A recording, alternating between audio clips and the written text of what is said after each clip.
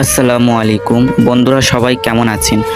আজকে আমি আপনাদের জন্য নিয়ে এসেছি লুমা ব্র্যান্ডের দুটো ইউএসবি কেবিল। দুটো দেখতে একই রকম মনে হলেও আসলে কিছু পার্থক্য আছে। আজকে আমরা সেই পার্থক্যগুলো দেখে নেব আর বলবো কোনটা নেওয়া আপনার জন্য বেস্ট হবে। তো চলুন বন্ধুরা, আর বেশি না দেরি করে আমরা মূল ভিডিওর দিকে পৌঁছে যাই।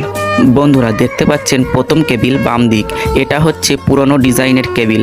এখানে 12 ওয়াট আউটপুট, 1 মিটার লম্বা আর কপার ওয়্যার ব্যবহার করা হয়েছে।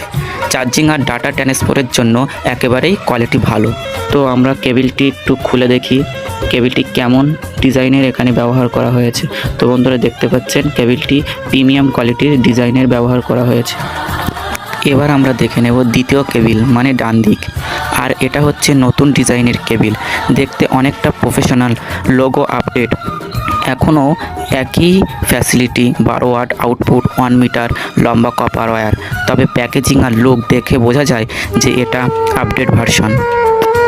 আমি মনে করি দুটো কেবিলের কোয়ালিটি প্রায় কাছাকাছি, কিন্তু নতুন ডিজাইনের সবুজ প্যাকেটটা দেখতে অনেক সুন্দর আর প্রিমিয়াম মনে হয়। তাই আমি বলবো নতুন ভার্সন নেওয়াই ভালো হবে।